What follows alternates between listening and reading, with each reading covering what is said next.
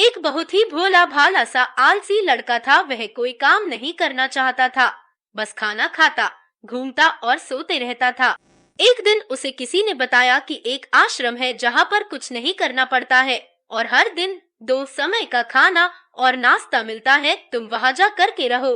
उस आलसी लड़के ने सोचा कि ये तो बहुत ही बढ़िया है और वह उस आश्रम में जाकर रहने को सोचा। और फिर वह भोला भाला आलसी लड़का अपना सारा सांसारिक जीवन छोड़कर उस आश्रम में जाकर रहने लगा। आश्रम में गुरु जी रहते थे। वह कुछ समय सबको प्रवचन देते हैं। वह आलसी लड़का सुनता था, बाकी समय आराम करता था और फिर भर पेट खाना खाकर सो जाता था। ऐसे ही उस लड़के का दिन गुजरता गया। एक दिन उस आश्रम में कुछ भी नहीं बना।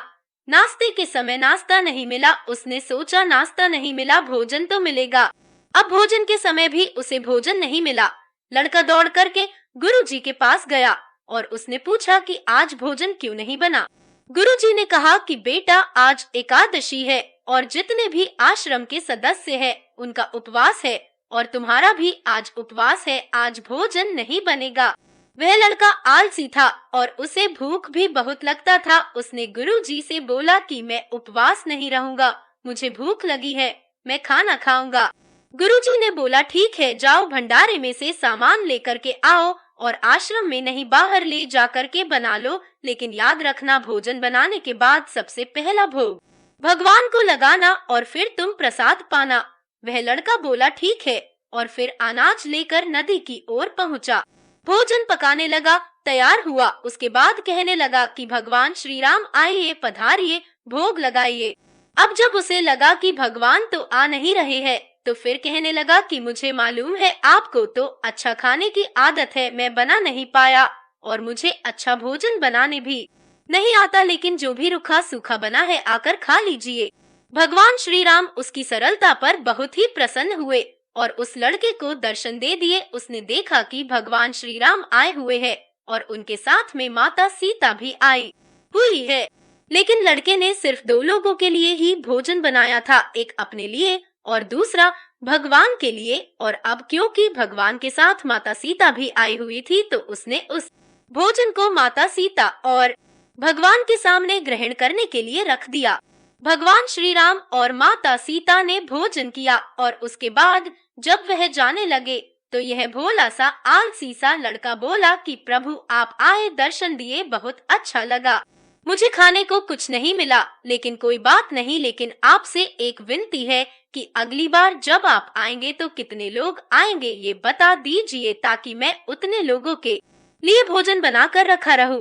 भगवान श्री राम मन ही मन मुस्कुराए और फिर अंतर ध्यान हो गए। लड़का आश्रम गया। दिन बीतता गया और फिर एकादशी का दिन आया और इस बार उसने 3-4 लोगों के लिए अनाज लेकर के खाना बनाने के लिए नदी के किनारे पहुंचा और उसने बड़े प्रसन्नता से भोजन बनाया और इंतजार करने लगा कि प्रभु आइए और भोग लगाइए। इस बार लड़का देखता है कि भगवान श्री राम पूरा राम दरबार लेकर के आए हैं, जैसे माता सीता, लक्ष्मण, भरत, हनुमान जी और सभी लोग आए हैं। लड़के ने 3-4 लोगों का भोजन बनाया था और इस बार भी भोजन कम पड़ गया। लड़के ने निराश होकर भोजन को प्रभु के आगे रख दिया। उन्होंने भोजन किया और फिर चले गए और इस बार भी लड़का फिर से भूख रह गया। अब लड़का फिर आश्रम गया। दिन बीतता गया और फिर एकादशी का दिन आया और इस बार गुरुजी से कहने लगा कि गुरुजी मुझे इस बार थोड़ा ज्यादा अनाज चाहिए। गुरुजी सोचने लगे कि यह इतना सारा अनाज का करता क्या है, कहीं इसे बेचता तो नहीं है। फिर उन्होंने कहा कि ठीक है, भूख से परेशान रहता है। लड़के ने कहा कि नहीं गुरुजी, मैं भूख से परेशान नहीं रहता हूँ, प्रभु के साथ बहुत लोग आते हैं, उनको भी तो भोजन करना पड़ता है। गुरुजी को लगा कि लड़का पागल हो गया है, लेकिन गुरुजी ने सोचा कि चलो एक बार चलकर देखते ही कि लड़का इस अनाज का करता क्या है। वह भोला सा लड़का अनाज ले करके नदी के किनारे पहुंचा और इस बार भोजन बनाया नहीं। उसने सोचा कि प्रभु हर बार ज्यादा लोगों को लेकर के आते हैं, इस बार वह जितने भी आएंगे खुद बना करके भोग लगा लेंगे। और फिर प्रेम से प्रभु को बुलाने लगा। गुरुजी ये सब छुपकर देख रहे थे कि ये भोजन तो बनाया नहीं और प्रभु को बुला रहा है।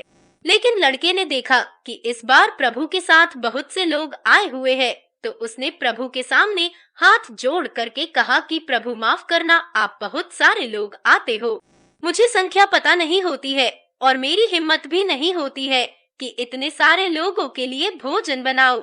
आप स्वयं आइए, बनाइए, खाइए और भोग लगाइए। प्रभु मुस्कुराते हैं और अपने साथ आए सभी लोगों के साथ मिलकर के भोजन बनाते हैं। गुरुजी ये सब छुप करके देखते हैं और फिर लड़के के पास आकर के कहते हैं कि तुम ये कर क्या रहे हो। लड़का कहता है कि गुरुजी आपको दिख नहीं रहा है कि भगवान श्री राम पधार चुके हैं, माँ सीता आई हुई है, हनुमान जी आए हैं और भी सभी लोग आए हुए हैं, भोजन बन रहे हैं। गुरुजी ने बोला कि पागल हो गया है, मुझे तो कोई दिख नहीं रहा है।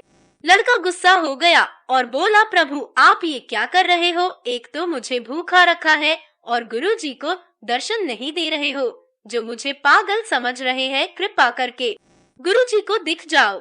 भगवान बोले, नहीं, मैं इन्हें नहीं दिख सकता। लड़का बोला, क्यों नहीं दिख सकते, मेरे गुरुजी तो बहुत महान है, बहुत बड़े ज्ञानी और ज्ञाता है। भगवान बोले, हाँ ज्ञानी और ज्ञाता होंगे, लेकिन तुम्हारी तरह सरल नहीं है। जो सरलता तुम में है वो तुम्हारे गुरुजी में नहीं है। लड़के ने ये बात गुरुजी से कह दी कि भगवान श्री राम कह रहे हैं कि आप में सरलता नहीं है, आप मेरी तरह सरल नहीं है, इसलिए आपको नहीं दिख सकते। गुरुजी की आंखें नम हो गई और रोने लगे कि और बोले कि बिल्कुल सही कहा, मेरे अंदर तुम्हारे जितना सरलता नहीं है, और फिर माफी मांगने लगे। फिर भगवान ने गुरुजी को भी दर्शन दिए। ये कहानी हमें सिखाती है कि जीवन में सरलता सबसे आवश्यक है। जितने सरल बने रहेंगे उतना जीवन में आगे बढ़ते चले जाएंगे।